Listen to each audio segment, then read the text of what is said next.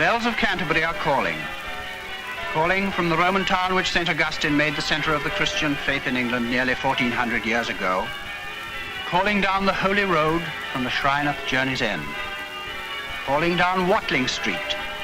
Down the great military road which the Romans swung straight as an arrow north to the armed camp of London, on through the Midlands and curving away to Chester.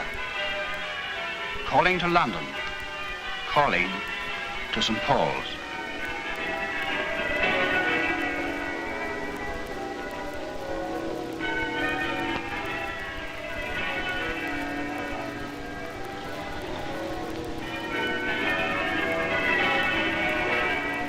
The great church of the capital sends its answer back along Watling Street to the great cathedral.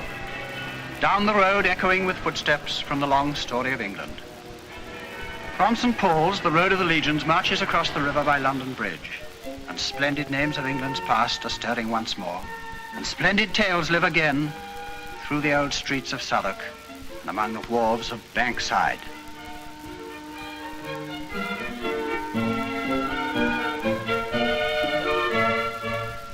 Here can be heard footsteps of the men who went to Clink.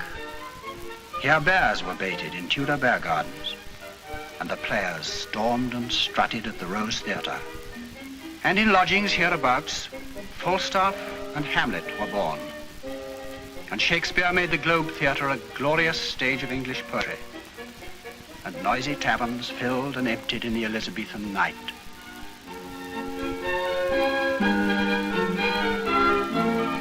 Later, from the Anchor Inn, Samuel Pepys watched the fire of London growing terribly. And later still, Dr. Johnson wrote his dictionary at the great brewery. And much later, London remembered Shakespeare and the Globe Theatre with a dull bronze plaque on the brewery wall.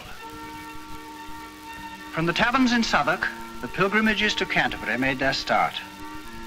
Chaucer's tabard is no more, but along the road is sometimes heard a ghostly jingle of bridles, and gusts of far-off laughter blow down the evening wind.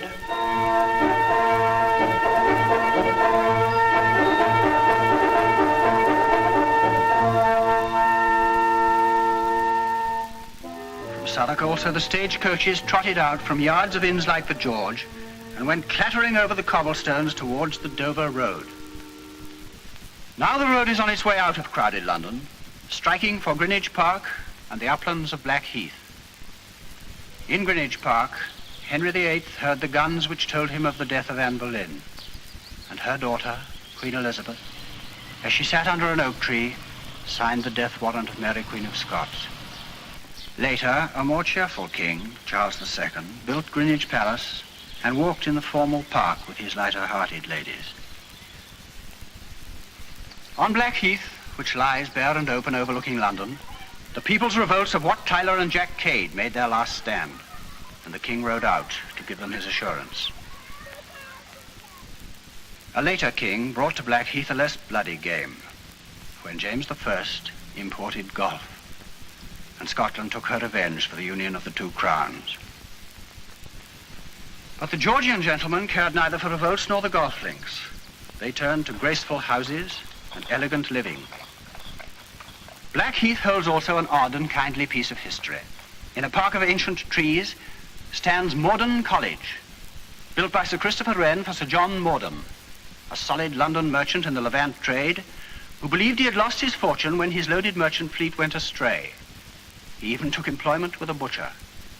But the fleet sailed safely into port of London, and in gratitude he founded Morden College for 40 elderly merchants, either widowers or bachelors, who must, like himself, have failed in a substantial way through misfortune or accident.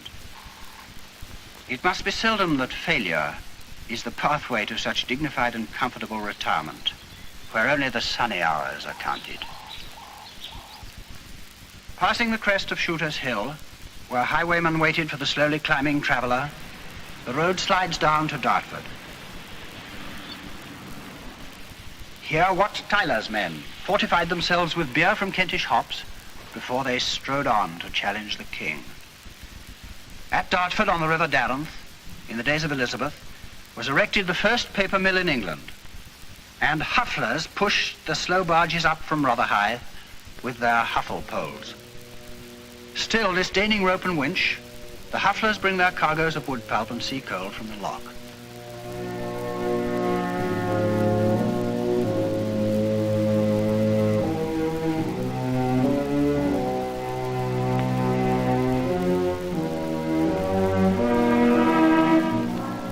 But now the road has on hand a larger business of state as it nears the River Medway. Romans and Saxons have left their mark on Rochester, but the castle is Norman, with its grim keep standing sentinel over the river. For many, Rochester is the town of Dickens, with the Norman Cathedral and its earthy-smelling crypt as the background of the mystery of Edwin Drood.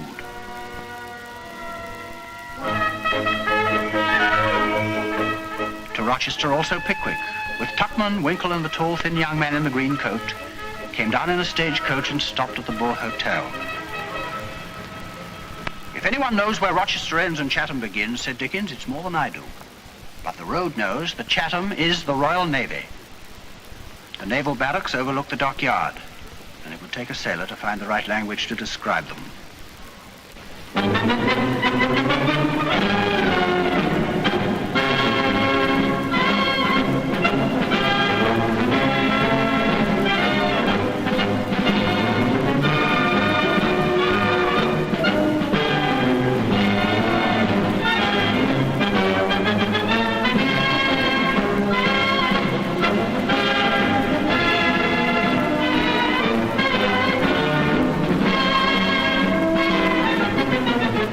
Names of the sea walk again in Chatham: Frobisher, Hawkins, Blake. Round the barrack hill and in the streets, ghosts are on shore. Tanned and bearded men in brown breeches with gold rings in their ears, men in white trousers with black pigtails. Silently they troop, staring, puzzled and amused at the evolutions of their descendants in ceremonial drill on the barrack square. Chatham is not just a naval establishment. It is the royal dockyard, which Elizabeth began and Charles II enlarged. Here England's sea power was laid down and brought peace for 200 years over the seven seas. From here the ships sailed out to chase the Dutch down the Medway. And here today ships refit where Nelson's Victory was built. The old figureheads remain. They hold the memories of great ships and of men who sailed away forever, and look out contented upon the new ships as they come round into the basin.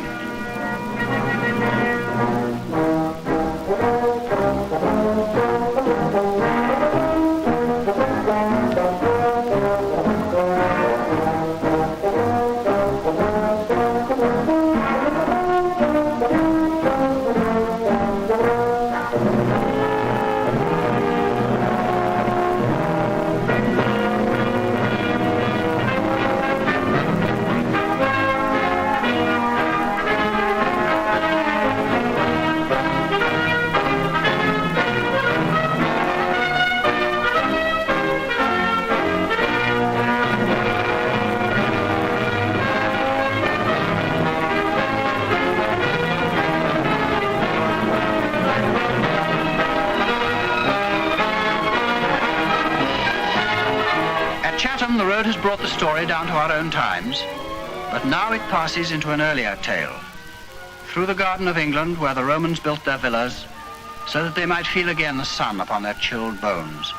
And as they saw the blossom on the fruit trees, they lost their longing for home. But they could not know one glory of Kent, the gardens of the hops.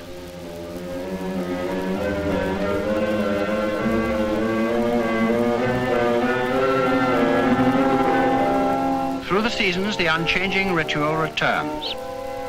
In the winter, the top wires between the poles are stretched tight, ready for the spring.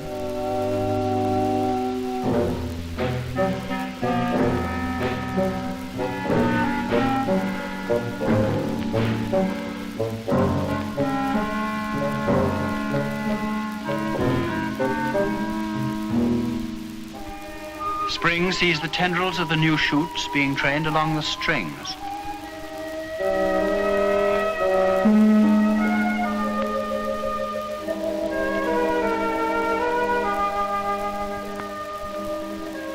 After the long summer ripening of the warm-smelling hops come the families of pickers down the road from London. Ahead of them has come an earlier family with older knowledge of ripening fruits, the gypsies. The festival of hop picking has begun.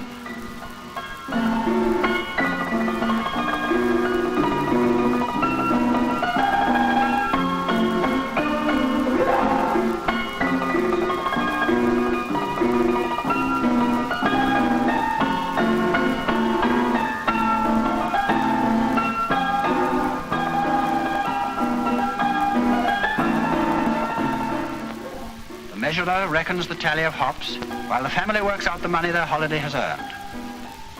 But for some of the family, it's just sunshine and play.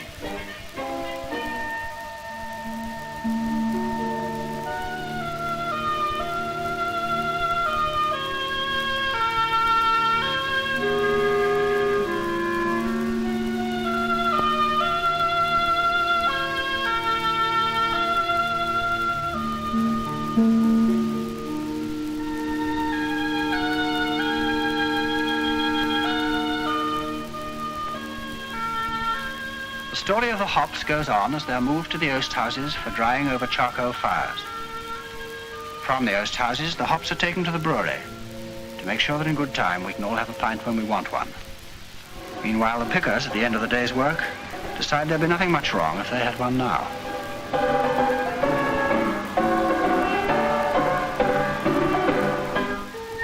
The road turns aside where once the Roman villas sheltered, and the English in their turn built their sunny country houses like Cobham Hall. These in their turn are passing, mellowed by the centuries. They drew their life from the land and the people and paid in return by their beauty. Stretched out like a small village, once populated by servants indoor and outdoor, they stand now recording the marks of the slow changes of time.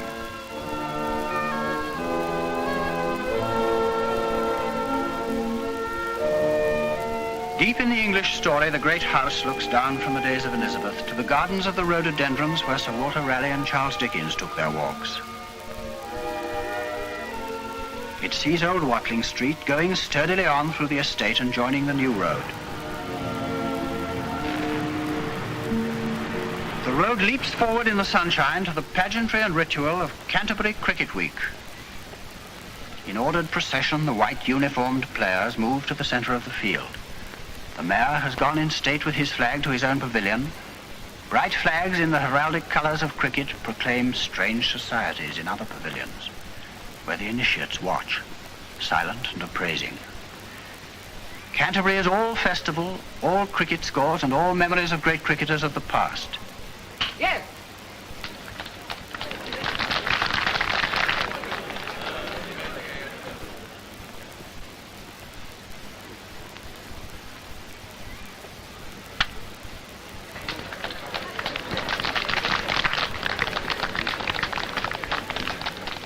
The sun looks down benevolent upon this English religious rite, so very odd to strangers.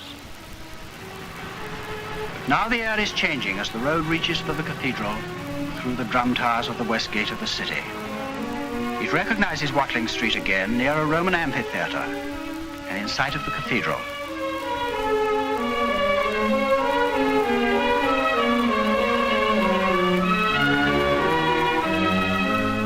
Again it sees the cathedral, down Nursery Lane. The lane, Christ Church Gate, guards the cathedral close. Biding its time for the crowning entry into the cathedral, the road passes up a little hill to St. Martin's Church, where a Christian church was standing before St. Augustine came to Canterbury. Outside the city, in the ruins of St. Augustine's Abbey, stands the pagan idol which Augustine overthrew when he converted the Saxon king. St. Augustine's Abbey grew in size and fame over the centuries, the supreme church in England and in all Europe, second only to Monte Cassino for learning and holiness.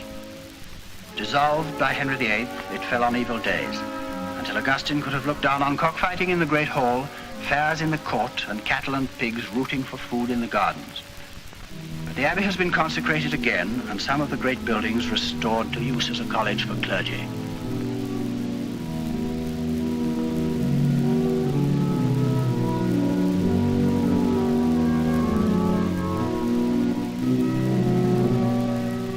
From the abbey, the monks watched the growth of the cathedral within the city walls, and in their pride were undismayed.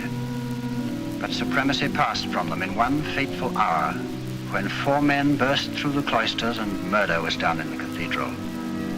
Becket, the Archbishop of the church, was struck down by the king's men as he sought sanctuary in the holy place, and a black horror fell upon Christian people. The ultimate holiness passed from the abbey to the cathedral where Becket was buried, and for 300 years pilgrims from all parts of England and Europe came, as they come again today, to strengthen and renew their faith at the cathedral soaring in triumph.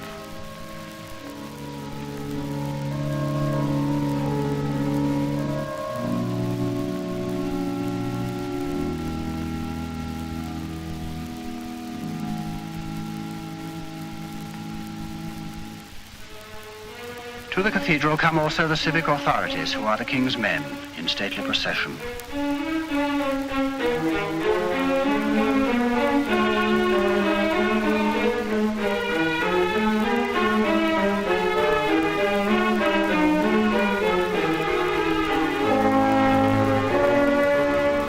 The barons of the ports where the founders of the city made their landings join the king's men, and together they enter the cathedral to receive the blessing of the Archbishop.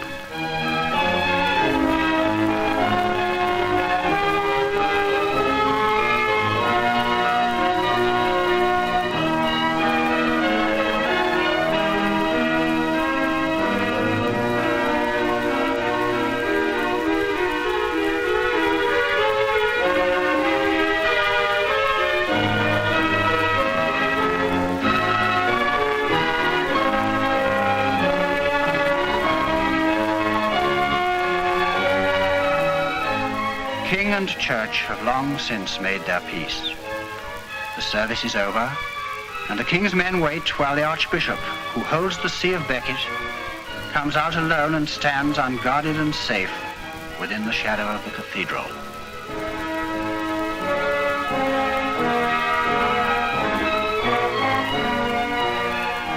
Through the long years, through wars and sacrilege and fire, these stones have endured.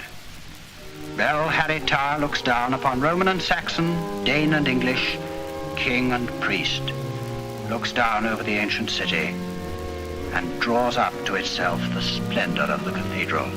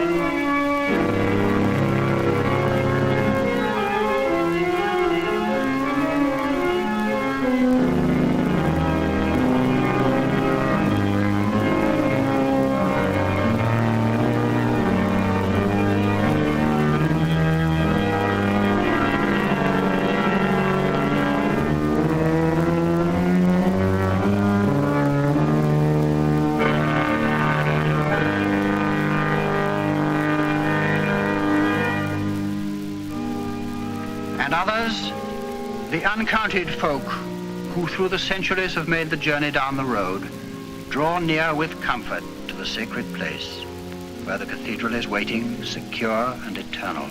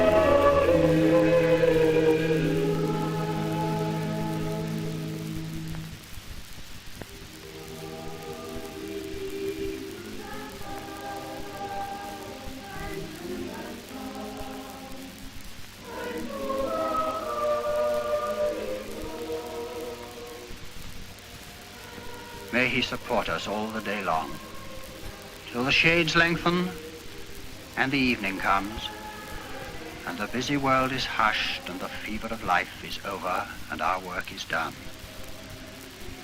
Then in his mercy may he give us a safe lodging and a holy rest and peace at the last.